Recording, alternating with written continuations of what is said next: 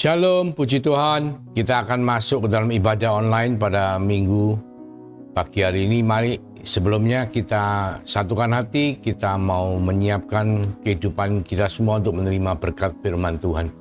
Mari kita berdoa. Terima kasih Tuhan untuk hari ini, untuk berkat firman-Mu yang kami percaya sebentar akan kami terima dengan membuka hati kami, membiarkan menerima benih firman itu termeteraikan dalam kehidupan kami. Kami percaya bahwa semuanya akan menjadi baik seperti yang Tuhan mau. Setiap daripada kami diberkati oleh kebenaran firman-Mu.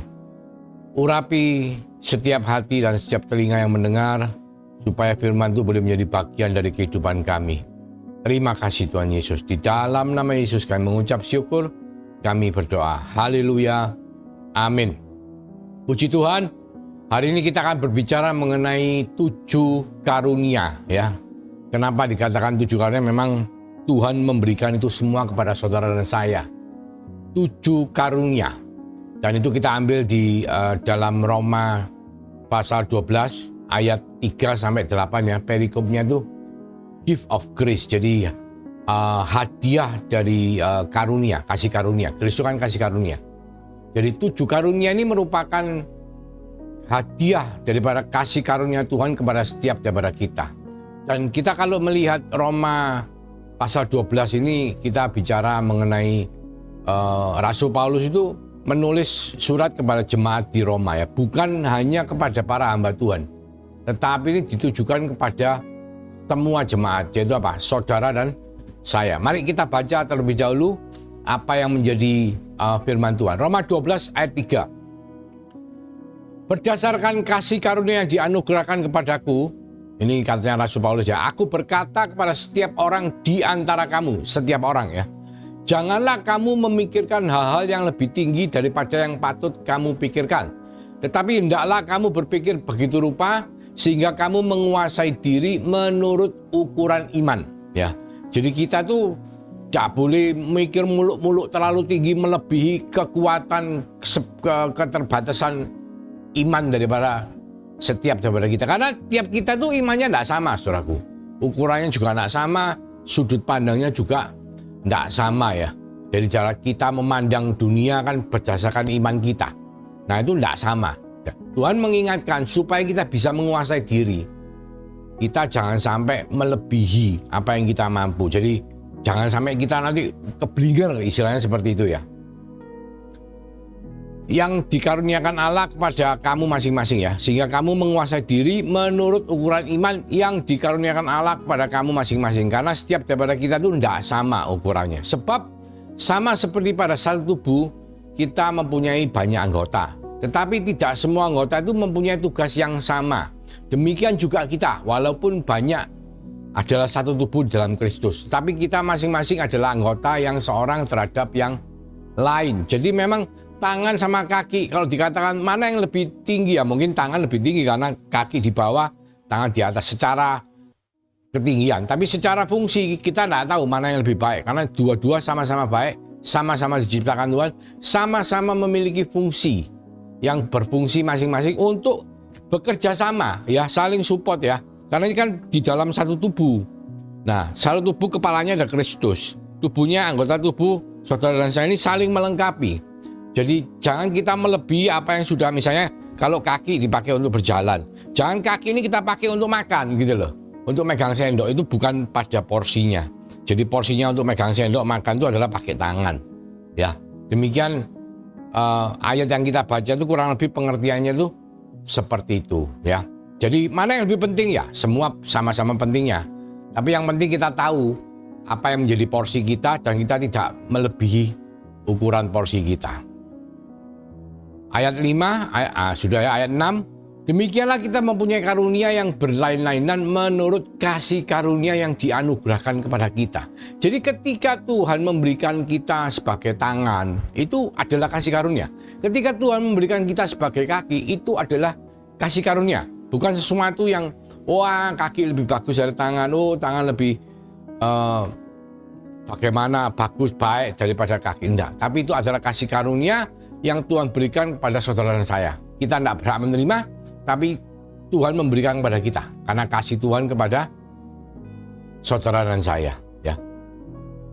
Jadi yang dianugerahkan pada kita jika karunia itu adalah untuk bernubuat, ya. Pertama, karunia nubuat. Baiklah kita melakukan sesuai dengan iman kita. Jika karunia untuk melayani, diakonia, ya. Baiklah kita melayani. Jika karunia untuk mengajar, baiklah kita mengajar. Jika karunia untuk menasihati, baiklah kita menasihati. Siapa yang membagi-bagikan sesuatu, hendaklah ia melakukannya dengan hati yang ikhlas. Siapa yang memberi pimpinan, hendaklah dia melakukannya dengan rajin. Siapa yang menunjukkan kemurahan, hendaklah ia melakukan dengan sukacita. Itu adalah 7 karunia yang Tuhan berikan pada saudara dan saya sebagai jemaat Tuhan, sebagai anak Tuhan. Untuk apa? 7 karunia untuk kita bisa menggenapi setiap kehidupan kita. Jadi kalau kita lihat di Roma 12 ayat 1-2 itu kan dikatakan bahwa biarlah kita mempersembahkan tubuh kita ini untuk sebagai ibadah yang sejati kepada Tuhan. Jadi kehidupan kita ini loh, bukan cuma kita waktu hanya ibadah hari Minggu saja di gereja, ibadah pada waktu, enggak, tapi kehidupan kita ini kita persembahkan untuk Tuhan supaya kita bisa melakukan itu sebagai ibadah kita yang sejati. Itu pertama. Kedua, Tuhan minta kita ubah pikiran kita supaya apa? Supaya kita metanoia, mengubah pembaruan akal budi kita supaya kita mengetahui kehendak Allah yang baik, yang berkenan, bahkan yang sempurna. Itu kata Tuhan di Roma 12 ayat 2. Nah, terus nyambung Roma 12 ayat 3, perikopnya gift of grace, hadiah dari kasih karunia. Jadi apa? 7 karunia pelayanan ini adalah Tuhan berikan kepada setiap jemaat Tuhan untuk kita sebagai anggota tubuh Kristus bisa berfungsi, bisa melayani. Kalau dulu perjanjian lama, ya, sebelum Yesus Kristus mati di atas kayu salib dan bangkit pada hari ketiga dengan kasih karunia anugerah keselamatan yang Tuhan berikan, pendamaian kepada Allah Bapa di sorga, maka barang siapa yang beriman pada Yesus sebagai Tuhan dan Juru Selamat, maka dia akan diselamatkan, diampuni dosanya, diselamatkan, ditebus dari kerajaan maut, masuk ke dalam kerajaan sorga, dan dimeteraikan oleh Roh Kudus yang menyertai untuk selama-lamanya. Sehingga apa? Kita mendapatkan kasih karunia Tuhan. Dan oleh karena kasih karunia itu, saudara dan saya hari ini diberikan 7 karunia untuk melayani. Kalau dulu perjanjian lama sebelum Tuhan mati di atas kayu salib, menyerahkan nyawanya dan bangkit pada hari ketiga, hanya suku Lewi, ya, yang bisa melayani Tuhan di bait Allah. Ya, kalau kita bicara bait Allah secara tempat, ya mungkin hari ini gereja, ya. Gereja. Jadi hanya orang-orang suku Lewi saja yang bisa melayani di gereja istilahnya. Kalau di bait Allah zaman dulu di Yerusalem, kita di sini di gereja, ya hanya orang suku Lewi. Tapi puji Tuhan karena kasih karunia Tuhan, kita diberi 7 karunia jemaat, ya, bukan cuma suku Lewi. Karena iman kita membuat kita layak untuk menghampiri tata kasih karunia. Iman kita membuat kita layak untuk melayani Tuhan di dalam bait-Nya. Sehingga saudara dan saya hari ini bisa menjadi seperti suku Lewi melayani Tuhan. Tidak perlu di gereja, saudara. Nah, kuncinya ini. Rasul Paulus mengatakan ini kepada semua jemaat. Dikatakan kepada setiap jemaat kita. Berarti apa? Semua jemaat. Bukan hanya kepada para hamba Tuhan. Jadi, saudara kalau mungkin hari ini merasa, wah Tuhan, saya ini tidak ngerti. Saya tidak pernah sekolah teologi. Saya tidak pernah mengerti membaca terlalu banyak. Saya hanya mendengar dari apa yang katanya Pak Pendeta. Jadi saya tidak bisa melayani. Nah, itu mungkin konsepnya harus dirubah. Karena apa? Karena Rasul Paulus mengingatkan melalui Roma 12 ayat 3 sampai 8 bahwa kita, saudara dan saya sebagai jemaat, itu kita diberi 7 karunia untuk melayani, ya. Pertama, tadi katakanlah karunia bernubuat. Loh Pak, bernubuat kan enggak gampang, Pak. Itu kan memang panggilannya nabi. Loh memang. Tetapi jangan lupa, saudara dan saya sudah dimeteraikan Roh Kudus oleh Tuhan. Dan kuasa Roh itu membuat saudara dan saya bukannya sekedar manusia biasa atau manusia rohani atau manusia yang beribadah kepada Tuhan. Tidak. Kita adalah manusia ilahi yang memiliki kodrat ilahi. Dan ketika Tuhan memberikan karunia nubuat itu kepada saudara dan saya, maka saudara akan dibawa masuk ke dalam keilahian saudara. Karena kuasa Roh Kudus untuk saudara bisa dipakai Tuhan untuk bernubuat. Karena saudara dipakai Tuhan sebagai anggota tubuh untuk melayani kepentingan kepala, yaitu Kristus. Ya, melayani jemaat. Jemaat itu apa? Bukan hanya di gereja, jemaat itulah semua umat manusia. Ya, gambarannya seperti ini. Ketika di Perjanjian Lama, setiap orang yang berdoa masuk ke dalam bait Allah, ya khususnya imam besar masuk ketemu sama Tuhan di dalam bait Allah di ruang Maha Kudus, dia harus keluar lagi. Kenapa?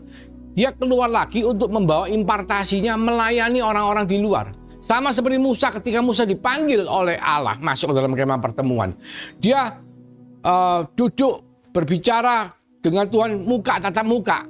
Dan akhirnya apa? Dia ketularan sinar kemuliaan Allah. Dan dia keluar dari kemah pertemuan itu. Dia melayani umat Israel. Nah, itu tujuan daripada apa yang Rasul Paulus ingatkan kepada saudara dan saya. Sebagai jemaat Tuhan, kita diberi 7 karunia. Sebagai anggota tubuh Kristus ada 7 karunia. Dan karunia ini bukan hanya dipakai melayani di dalam gereja, saudara, tapi di dalam kehidupan kita di masyarakat. Karena itu adalah nanti merupakan ibadah kita yang sejati. Mempersembahkan kehidupan kita merupakan ibadah kita yang sejati. Kalau Lauren Cunningham ngomong ada 7 mountain of spear, 7 gunung wilayah tempat kita bisa melayani. Jadi ada marketplace ya, ada di government, pemerintahan, ada di itu politik ya, pemerintahan politik, keagamaan, di entertainment ya, ada juga yang di keluarga. Jadi itu ada 7 tempat, itu mencakup semua wilayah kehidupan. Jadi saudara, meskipun saudara bukan seorang teolog, meskipun saudara tidak mengerti Alkitab secara penuh dalam konteks seperti yang orang kalau bisa memberitakan Injil, orang kalau bisa naik ke atas mimbar, tetapi saudara bisa menggunakan karunia, 7 karunia yang Tuhan sudah janji berikan kepada setiap daripada kita, sesuai dengan porsi masing-masing. Jadi ada orang memang diberi kepekaan ya, diberi kepekaan untuk misalnya mendengar suara Tuhan ya. Bahkan akhir-akhir ini puji Tuhan, Tuhan mengirimkan hambanya dari luar negeri untuk memberikan satu pengertian sehingga istri saya diberi kesempatan untuk mempraktekkan karunia yang Tuhan berikan adalah dengan mendengar, mendownload apa yang Tuhan mau katakan dan bisa mengeluarkan dalam bentuk firman Tuhan. Nah, itu bernubuat. Bernubuat itu saudara tahu ya, berbicara mengenai masa depan. Kalau kita bicara di kitab di Kisah Rasul itu murid Tuhan Yesus Agape ya, itu dia prediksi, menubuatkan mengenai akan ada kelaparan besar di Yerusalem, dan itu terjadi. Dan semua nubuatan itu dibuat untuk melayani kepentingan umat Tuhan dan melayani kepentingan Tuhan, dalam arti untuk kebaikan. Dan nubuat bukan dipakai untuk hal-hal yang negatif, bukan dipakai untuk kepentingan pribadi, tapi dipakai untuk memuliakan nama Tuhan. Nah, dikatakan bernubuat, baiklah kita melakukan sesuai dengan iman kita. Itu karunia pertama, bernubuat sebagai nabi. Saudara jangan khawatir, saudara tidak bisa mendengar. Kalau memang saudara bukan memiliki karunia untuk bernubuat, ya saudara mungkin tidak akan bernubuat. Tapi ada yang berikutnya lagi adalah karunia untuk melayani. Ya, melayani itu karunia, saudaraku. Tidak gampang bisa melayani orang. Saudara pikir gampang. Mungkin kelihatannya gampang ya, tapi tidak semua orang punya karunia untuk melayani. Tapi ketika Tuhan pakai saudara diberi karunia untuk melayani, seperti Marta misalnya. Marta itu kalau kita lihat kisahnya Marta dan Maria itu lebih senang duduk diam di bawah kaki Tuhan, mendengarkan apa yang menjadi isi hati Tuhan, belajar teologi ya, belajar mengerti kehendak Tuhan. Tapi Marta enggak. Meskipun dengan segala keterbatasannya, capek, muari, ribet sini ya, putar sini, bolak-balik, riwa-riwi, sibuk, sumpek gitu ya. Tapi dia tuh tetap dengan giat dan dengan semangat melayani Tuhan di dalam bidang yang dia dikasih karunia, yaitu apa? Bidang melayani, diakonia istilahnya. Di gereja saudara jangan anggap seorang diakonia itu tidak ada fungsinya. Dan itu bukan hanya berfungsi di gereja, bisa juga dilakukan di luaran. Ya kita dalam satu komunitas, misalnya dalam satu komunitas perumahan itu, kalau kita bisa melayani orang lain, maka ketika kita melayani mereka dengan hati yang tulus, dengan baik, maka mereka melihat kita, oh iya ya, orang Kristen itu kalau melayani itu hebat ya. Betul-betul dengan sungguh hati. Nah, ini karunia, saudara. Jadi Tuhan minta kita itu Jangan pasif, meskipun mungkin kita tidak belajar teologi, tapi bukan berarti kita tidak bisa memuliakan nama Tuhan melalui kehidupan kita. Karena Tuhan memberikan kita karunia. Ya, bernubuat, karunia melayani. Ya, ada lagi karunia untuk mengajar. Mengajar kadang-kadang bukan hanya mengajar teologi, saudara. Mengajar hal-hal biasa, ya. Tetapi kita memasukkan nilai-nilai value daripada kekristenan, nilai kebaikan, yaitu apa? Kasih. Mengajarkan mungkin anak didik kita, atau mengajarkan mungkin staf karyawan kita, atau mungkin kolega kita. Bagaimana kita bisa mempraktekkan kasih dalam kehidupan kita sehari-hari. Itu mengajar, saudara. Ya, karunia mengajar. Saya percaya banyak dari saudara diberi Tuhan karunia untuk mengajar. Mungkin saudara bukan untuk mengajar di dalam sekolah teologi, atau bahkan bukan cuma untuk mengajar di kelas ya, tetapi saudara bisa mengajar anak didik saudara. Kalau tidak sebagai orang tua, saudara bisa mengajar anak saudara atau keponakan saudara atau tetangga saudara dan lain sebagainya. Jadi karunia untuk mengajar itu bagian dari 7 karunia yang Tuhan berikan kepada anak Tuhan sebagai kasih karunia, ya. Dikatakan, jika karunia untuk mengajar, baiklah kita mengajar. Jika karunia untuk menasihati, baiklah kita menasihati. Loh, ternyata ada loh karunia menasihati, ya. Saudara masih ingat ya lagu Yesus telah lahir dan datang di dunia ini, ya kan? Nah, namanya penasehat ajaib. Nah, ingat kan? Penasehat apa? Karena Tuhan memberikan karunia itu kepada umatnya, karunia untuk menasehati. Terkadang memang dalam satu kelompok komunitas itu ada orang itu seakan-akan dia itu dituakan. Karena apa? Karena dia suka memberikan nasihat. Nah, dengan seiring berjalannya waktu kita sebagai anak Tuhan, kita sering merenungkan firman Tuhan, kita sering membaca firman Tuhan, kita sering mendengarkan khotbah-khotbah firman Tuhan, value daripada kekristenan itu kita mengerti. Dan ada kalanya kita dalam komunitas kita, dalam keluarga kita, dalam kehidupan kita, kita tuh bisa memakai karunia yang Tuhan berikan kita untuk menasehati. Ya simple, misalnya ada orang stres ya. Misalnya stres, pusing sampai akhirnya karena stresnya dia tubuhnya enggak seger, enggak sehat gitu loh. Gampang sakit, gampang pilek, gampang darah tinggi dan lain sebagainya. Ya, kita bisa menasihati dia, ayo jangan terlalu stres. Ayo kita gembira, karena hati gembira obat yang manjur. Nah, ini salah satu contoh yang mungkin kelihatannya sepele. Tapi ketika kita menggunakan karunia yang Tuhan berikan pada kita sebagai anak Tuhan, umat Tuhan, dan kita mempraktekannya untuk melayani di dalam kehidupan yang Tuhan percayakan, ya, komunitas yang Tuhan percayakan, saya percaya itu akan menjadi berkat yang luar biasa, ya. Karunia untuk menasihati. Ada lagi karunia yang berikutnya, karunia untuk membagikan sesuatu, membagi-bagikan sesuatu. Saudara mungkin punya ya, dalam satu kelompok pertemanan itu ada orang tuh suka sekali tuh memberi-beri ya, mengasih-ngasih, membagi. Senengannya kalau ketemu tuh ngasih sesuatu. Itu karunia, saudaraku. Tidak gampang orang itu mau ngasih-ngasih seperti itu. Itu adalah karunia. Dan Tuhan pakai itu supaya apa? Supaya kehidupan kita tuh seperti yang Tuhan mau, ya toh. Kehidupan anak Tuhan adalah kehidupan yang diberkati untuk menjadi berkat, ya. Khususnya di Kejadian 12 ayat 3 Tuhan ngomong, Abraham, nanti kamu tuh orang yang memberkati kamu akan aku berkati, orang yang mengutuk kamu akan aku kutuk. Karena apa? Kamu dan keturunan akan aku berkati untuk menjadi berkat bagi segala bangsa. Jadi saudara dan saya dipilih oleh Tuhan untuk menjadi umat Tuhan, menjadi anak Tuhan, menerima kasih karunia anugerah Tuhan, menerima pemerintahan Roh Kudus. Bukan hanya untuk diberkati saja, saudaraku, tetapi untuk diberkati menjadi berkat. Nah, bagaimana kita bisa menjadi berkat kalau kita tidak suka, tidak punya karunia untuk membagi? Nah, ini loh. Jadi kita dikasih Tuhan karunia untuk bisa membagi-bagikan sesuatu. Tetapi Tuhan mengingatkan, kalau kita membagikan sesuatu, hendaklah kita membagikan dengan hati yang ikhlas, saudaraku. Amin. Ya. Itu adalah satu daripada 7 karunia yang Tuhan berikan. Karunia berikutnya adalah siapa yang memberi pimpinan, hendaklah ia melakukan dengan rajin. Jadi saudara ini diberi karunia untuk memimpin. Karena setiap anak Tuhan itu bukan hanya lahir untuk menjadi pemenang, tapi kita lahir untuk menjadi orang-orang yang lebih daripada orang-orang yang menang. Tuhan mengatakan seperti itu. Kita tuh lebih daripada orang-orang menang. Karena apa? Karena kita akan dijadikan pemimpin.